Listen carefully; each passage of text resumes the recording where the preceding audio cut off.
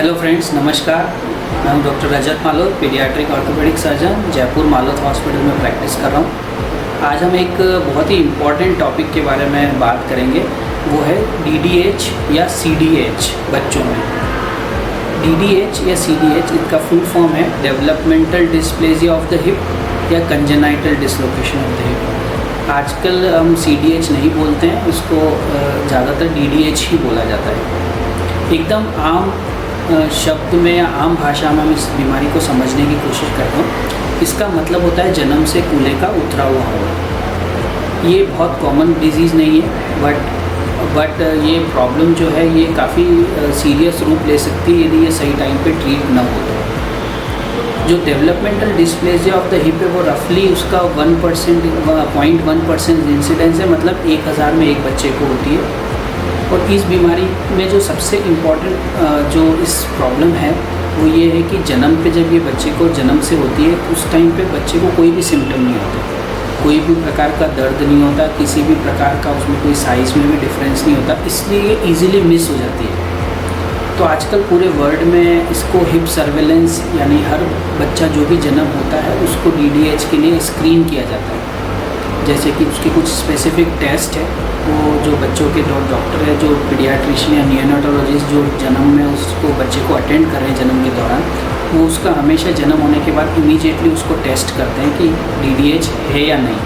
Unfortunately हमारे India में अभी कई सेंटर्स ऐसे हैं, कुछ एडवांस सेंटर्स में तो ये टेस्ट किया जाता है, बट रूटीनली कई पीडियाट्रिशियन या नियोनेटोलॉजिस्ट इस टेस्ट को करते नहीं हैं और ये 1 साल तक फिर ये टेस्ट बिल्कुल ये DDH मिस हो जाता है, पता नहीं लगता।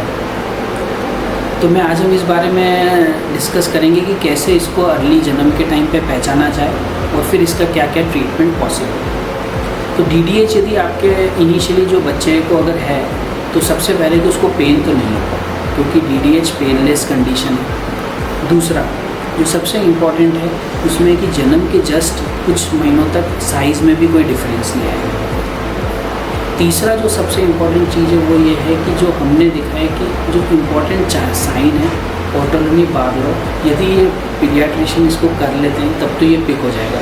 मदर इसको कैसे पिक कर सकती है, ये है कि जब भी आप देखेंगे बच्चे का आप डायपर चेंज करेंगे या फिर आप जब देखेंगे बच्चे के हिप्स को आप चौड़ा करेंगे तो आप देखेंगे कि एक हिप बहुत ज़्यादा चौड़ा हो रहा है बनिस्बत दूसरे हिप के मुकाबले।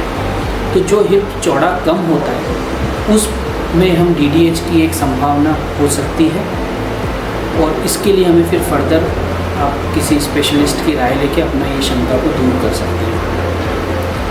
जैसे जैसे टाइम गुजरता है बच्चा बड़ा होता है उस टाइम पे DDH में जो सबसे इम्पॉर्टेंट चीज़ आती है वो होती है साइज़ में डिफरेंस। 6 महीने तक तो ये साइज़ इतना ऑब्वियसली दिखता नहीं है, बट उसके बाद 6 महीने से लेके 1 साल में ये दिखने लगता है और 1 साल के बाद ये बिल्कुल ऑब्वियस हो जाता है कि जो DDH का जो अफेक्टेड साइड है वो दूसरी टांग के मुकाबले छोटी होती है। और जब बच्चा चलने लगता है तो इसमें जो कैरेक्टरिस्टिक चीज़ होती है उसको बोलते हैं पेनलेस लिम्ब, यानी चलते वक्त बिना दर्द के बच्चा लचक के चलता है। सो ये 1 साल के बाद जब बच्चा चलने लगता है तभी इसको पिक किया जा सकता है। हम जल्दी पिक करने पे क्यों जोर दे रहे हैं इस बीमारी में, क्योंकि इसका ट्रीटमेंट बिना सर्जरी के इनिशियल फर्स्ट 6 मंथ्स में किया जा सकता है और उसके बाद हम जितना इसको लेट करते जाएंगे उतना सर्जरी का जो अमाउंट या मैग्नीट्यूड है वो बढ़ता जाएगा।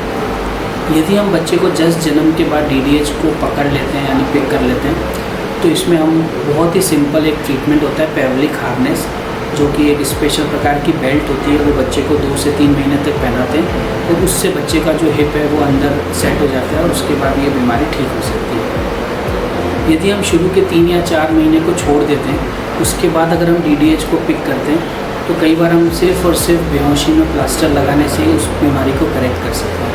लेकिन जनरली 1 साल के बाद जब DDH यानी हिप जो है वो बाहर उतरा हुआ रहता है उस टाइम पे सिर्फ प्लास्टर या फिर ब्रेस से काम नहीं हो सकता, बिकॉज उसके अंदर जो है फाइब्रस टिश्यू जमा हो जाता है और उसके बाद वो आसानी से बैठता नहीं है। उस केसेस में हमको एक सर्जरी जिसको हम open reduction of the hip कहते हैं वो करना पड़ता है और अगर मैग्नीट्यूड बहुत ज़्यादा है तो हमें बोन कटिंग भी करनी पड़ती है जिसको हम फीमोरल ऑस्टियोटॉमी बोलते हैं। ये सर्जरी थोड़ी कॉम्प्लिकेटेड है, बड़ी है और एक्सपर्ट के द्वारा ही की जाती है, इसलिए जहाँ तक हो सके हमें DDH को फर्स्ट 6 मंथ्स में डायग्नोस कर लेना चाहिए।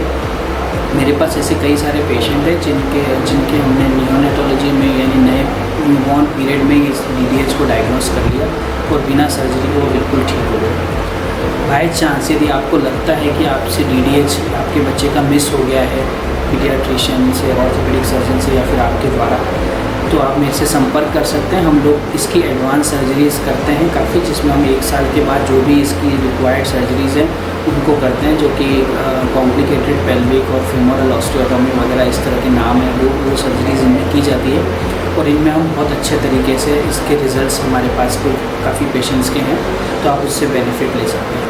यदि आपको लग रहा है कि आपके बच्चे का DDH है और आप अपने सराउंडिंग ट्रीटमेंट से सेटिस्फाइड नहीं है, तो आप मुझसे कॉन्टैक्ट कर सकते हैं और मैं इसमें एक्सपर्ट ओपिनियन ना देकर आपके बच्चे को बिल्कुल ठीक कर सकता हूँ। Thank you.